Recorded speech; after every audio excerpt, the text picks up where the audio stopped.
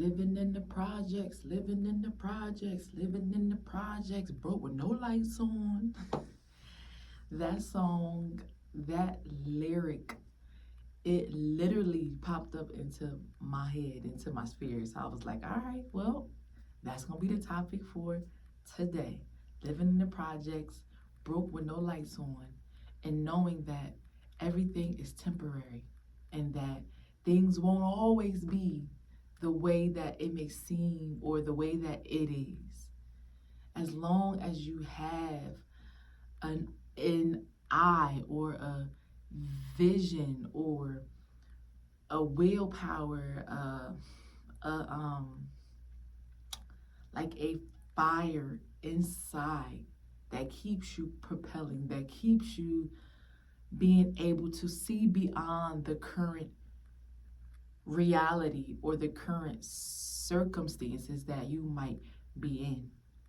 Because I too was living in the projects, broke with no lights on. Well, I did have on lights, but you get my drift. Like, I was a teen mom. Well, at that time, I think I was a teen mom, 19. I was not with my boyfriend, my child's father.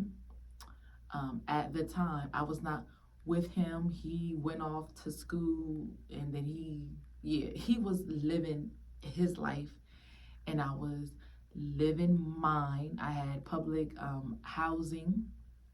I lived in the projects. I had a car, but then I was having car problems. The car broke down. I had to get another one some way, somehow. So for a chunk of time, I had to catch the bus, living in Pennsylvania in the wintertime, and you got to catch a bus with children, and it's freezing outside. It's not pleasurable. It's not pleasurable, and at at at one point, I was literally just thinking and looking and just taking time to talk to myself and be like, how did I get here? And this ain't it. This is not it. This is not how I am going to continue to live. Something has got to change. But I was living in the projects and I was also in school. So my children was in childcare. Thank God that the school had childcare on campus, but I would walk like a couple blocks every Monday through Friday, and I would catch the bus sitting out there with book bags, pocketbooks, strollers, bundled up, and I would wait on that public bus, go ahead, take them to their daycare, and then I'll make my way to class and be in class, and then after class go pick them up and catch the bus back to the bus stop and walk home, and then make them food, do my homework, tend to them, put them to bed, probably do more homework and do the same thing. And I say all that to say that no matter what circumstance you might be currently in, there's something in that circumstance, there's something in that experience that is there to teach you something that you will need to know later on in life. I know, I know, I know, I know, I know, I know, I know. Okay. I know that it might be a little hard to believe or even hard to see in the situation that you are currently in. Like, wait, so I don't have a car? Wait, so not having a car or not having a place of my own or not having this or that is supposed to teach me something? How?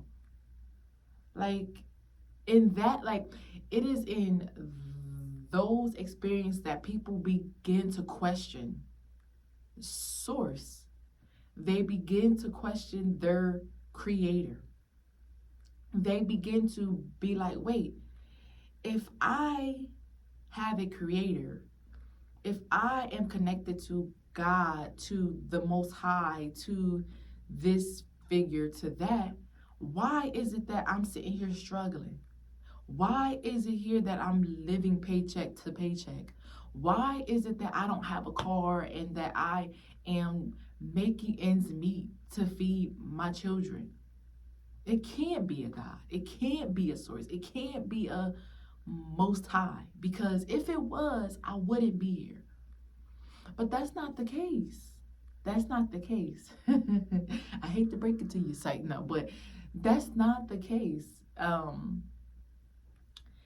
Certain things happen in our life that will prepare us and equip us to be the person that we ultimately want to be.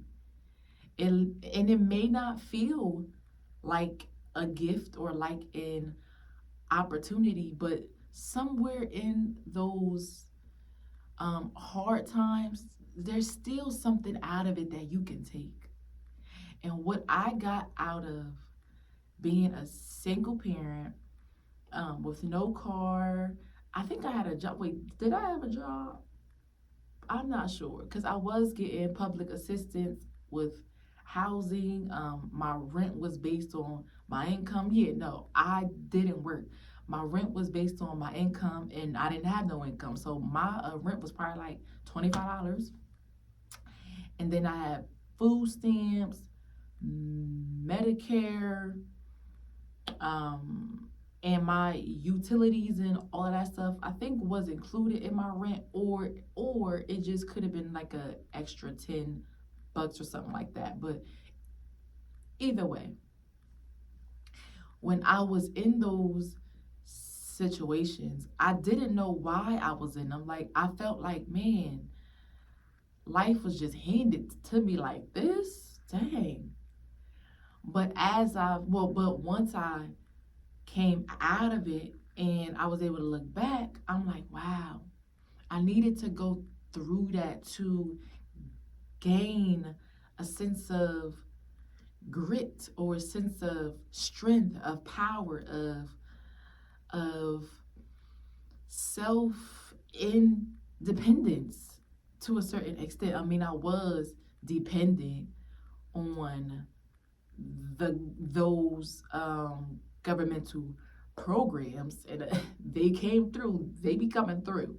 Okay, don't knock these programs that are there to help you in the times that you need it most. Okay, now I ain't saying to live off of them and to be dependent on them for the rest of this lifetime. However, if you need them and they are there, don't be too arrogant and cocky to not accept help when it's there. But being in those times allowed me to gain mental strength, like to be able to think about something other than me and to make a conscious and a consistent effort to wake up each day, get them prepared, get to the bus on time, because we know how it is. We know how it is. Whenever you have a car, you have the convenience or the space to be late. But when the clock is on somebody else's time, you gotta be on time, or else you gonna miss that bus. And then if we miss the bus, now we're late for class, now we're late for daycare, now we gotta catch up, speed up. It taught me how to manage my time, manage my time. It taught me how to move past uncomfortable move past uncomfortable circumstances and conditions in order to meet a certain goal. Now I can say I am still learning and still improving on that path as of today.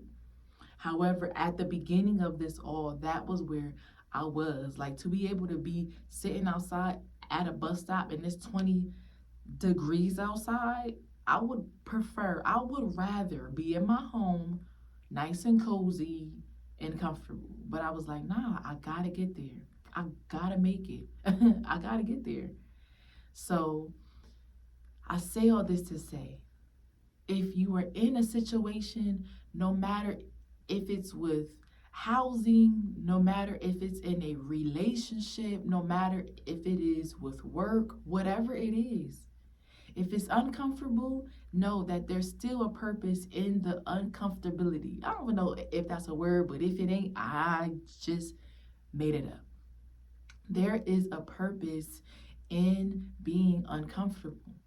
There's something for you to learn. Life is full of lessons everywhere we go. Like, everything that we experience is literally an opportunity to grow. It's literally a lesson that's being presented.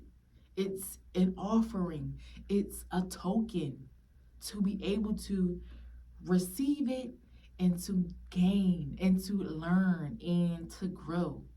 Even when it feels like, man, this is my life, like, what's going on? Ultimately, you have the power to turn it all around.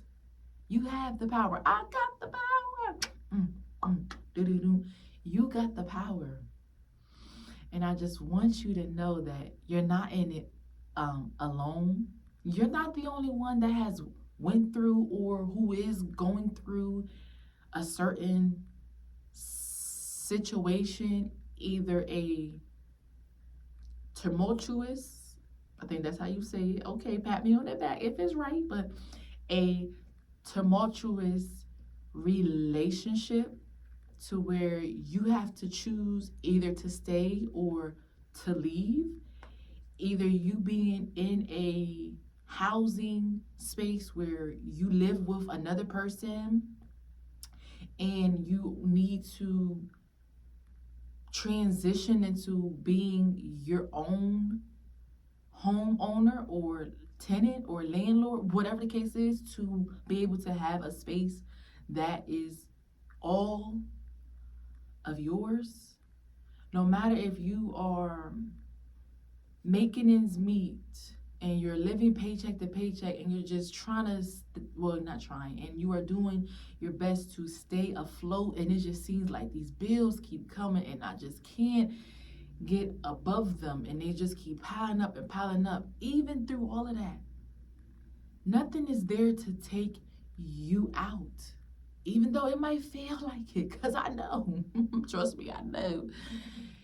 I'm speaking for myself too, that there's something in that you need to learn in order to come out of it. You can't just skip chapters in life. You can't skip the lessons. You can't skip from kindergarten to 12th grade. You gotta pass them. You have to pass them. And until they are passed, you will continue to repeat the cycle over and over and over until you pass the lesson. That's just how it works. That's how it seems to work. That's how it works. So look at your life. You are in the driver's seat. You are in control with the direction of the divine, of the source. You are in control. Nothing happens without your permission, without your participation, without your agreeance. You are the co-creator in this thing, okay? You sit in a seat that holds the power, that holds the keys. And nothing happens without your command. Your life won't change until you choose for it to change. You can't keep doing the same thing. And I literally said this to my husband today because we were having a conversation about our relationship. And I'm like, look, we can't keep doing the same thing and expecting a different result. The power lies within us, and the power lies within you. You have the power to change it. So May this be a reminder, a push, a point of inspiration, a point of confirmation that whatever you are experiencing, it don't have to be permanent. It don't have to be there always. You have the power to change it. So get to changing it. Get to changing it. You can do it. You have before, either subconsciously or consciously. You have changed out of some things before. Take a minute. Look back in life. You were not in the same place, in the same space, with the same people, in the same perspective, in the same car, in the same house, in the same clothes that you once were in. That's proof that you have changed things before and that you can change them again. You can do it. You can do it. I know you can. All right. I love you. And until next time, see you.